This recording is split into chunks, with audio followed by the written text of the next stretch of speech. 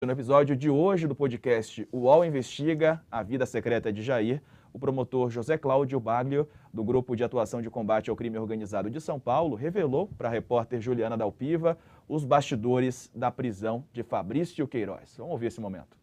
Ele estava deitado ainda. O interior de uma casa é uma casa confortável, mas antiga, né, de chácara mesmo, uma casa típica da região ali. Parecia algumas coisas que estavam ainda meio improvisadas ali, com alguns colchões lançados em outros cômodos, etc. Quando vocês chegaram, entraram, viram ele deitado, assim, como é que ele reagiu? Ele se mostrou bastante surpreso, não acreditando no que estava acontecendo. Num primeiro momento ele não queria dizer nada, mas depois ele confirmou que era efetivamente ele, mesmo porque a gente estava com identificação já, né, positiva de que ele estaria no local, e o próprio caseiro não sabia quem era, ele usava outro nome, se eu não me engano. O caseiro dizia, eu conheci ele por outro nome.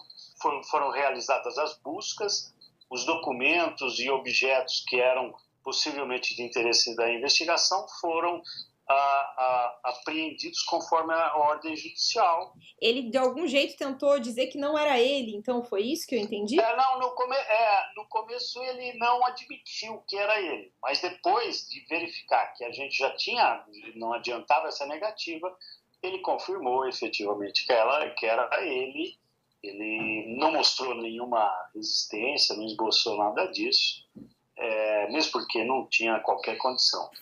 O senhor perguntou, ou ele falou sobre como que ele estava ali dentro, sendo que a casa não é dele, ele mencionou alguma coisa nesse sentido? Não foi colhido nenhuma forma de depoimento dele, nada. E ele nem mencionou o Frederic Vassef nesse momento? Ele disse apenas que era a chácara de um amigo ele estava na chácara de um amigo. Parecia um escritório de advocacia ou não? Assim... Não tinha nenhum indicativo de que ali houvesse um escritório de advocacia. A Juliana Dalpiva conversa com a gente sobre mais esse episódio, o que mais foi revelado nessa entrevista aí, Juliana. Que curioso, né? Então, o Queiroz fingiu que não era ele próprio, na hora que ele foi encontrado pelos agentes, né? Boa tarde. Boa tarde, Diego. Boa tarde para todo mundo que está acompanhando a gente. Então, eu fiquei super surpresa quando eu fiz essa entrevista. Foi uma das últimas que eu fiz para o podcast, já bem na reta final, porque assim, já tinha muita informação sobre o bastidor, como é que tinha sido. Eu só queria checar uns detalhes. E aí, enfim, quando eu fui conversar com o Dr. Baglio, ele voltou a detalhar, sabe, sobre essa questão de como é que foi o passo a passo, ou seja, quando eles entraram, como é que eles combinaram. E aí ele lembrou disso, olha, na hora em que a gente abordou o Queiroz, ele tentou fingir que não era ele. E aí, enfim, super, assim, surpresa com essa informação. E também achei muito importante quando ele fala que o Queiroz fez menção a estar dentro daquela casa porque era uma casa de um amigo dele, né? Quem ouviu o podcast, ou mesmo quem acompanhou entrevistas do Frederic Vassef, sabe que ele nega a proximidade com o Queiroz o tempo todo, né, Diego? Isso também, Juliana. Quero trazer outro momento que eu ouvi também no podcast, quero compartilhar com quem está assistindo aqui o UOL News, porque nesse mesmo episódio a Juliana mostra que Márcia Aguiar, que é a companheira do Queiroz, temia a prisão. Vamos ver como é que foi essa conversa? Eu moro de aluguel, não tenho um carro, não tenho nada. Para onde que foi esse dinheiro todo meu? Entendeu? E o André dava muito problema aí, porque o André nunca devolveu o dinheiro certo que tinha que ser devolvido, entendeu? Tinha que devolver 6 mil, o André devolvia 2, 3. Foi um tempão assim, até que o Jair pegou e falou, ó, chega, pode tirar ele, porque ele nunca me devolve o dinheiro certo. Bom, a gente trouxe aí um outro momento do podcast. Explica pra gente que contexto foi esse, dá uma organizada aí no pensamento em relação a Andréia. Dá uma situada aí, Ju. Da mais que a gente mostra na sequência, né? A Andréia, a gente já tinha revelado esse áudio no começo da semana, quando anunciamos o podcast, né?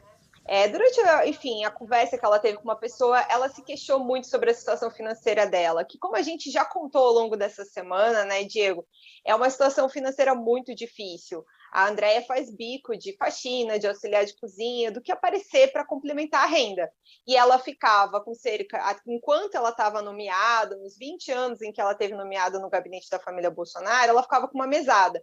Nos últimos tempos, essa mesada era de cerca de R$ 1.000, e como ela própria conta, ela devolvia 7 mil.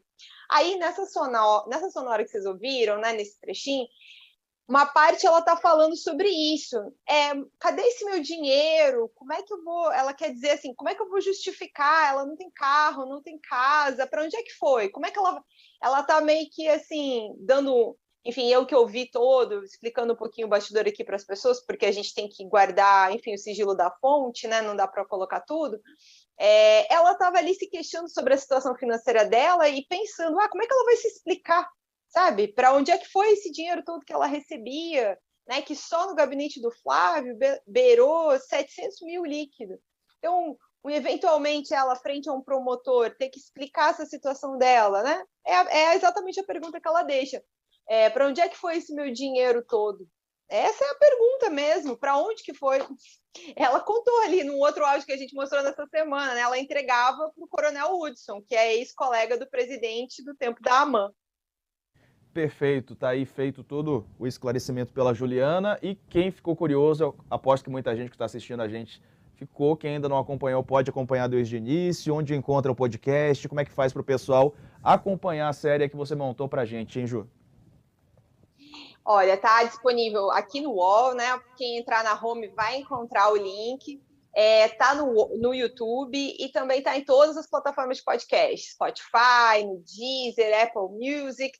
Onde você procurar aí não vai ser difícil. Se tiver muito difícil, dá até para procurar no Google, vai achar com certeza.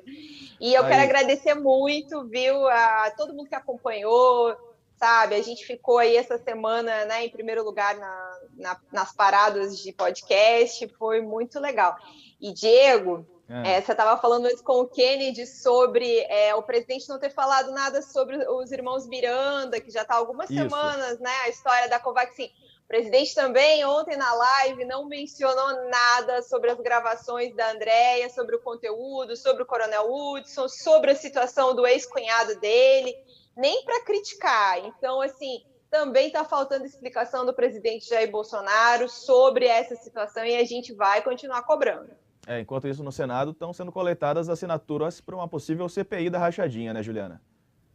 Isso, a gente vai até tem que atualizar com o senador Alessandro, que é quem está coletando, para saber em que pé que está, quantas assinaturas ele já coletou. Mas semana que vem, quem acompanhar minha coluna vai ver, a gente vai ficar em cima do tema, não vai deixar. E tem mais novidade aí, Diego. A gente não vai parar por aqui, não. Essa mulher não para nunca. Juliana Dalpiva, você ficou curioso, ainda não acompanhou? Acesse aí seu tocador de podcast preferido, o canal do UOL no YouTube ou a página do UOL para acompanhar os 4 episódios do podcast que está no ar agora. Como disse a Juliana, vem novidades por aí, então fique ligado. Valeu, Juliana. Parabéns pelo trabalho mais uma vez. Bom fim de semana para você.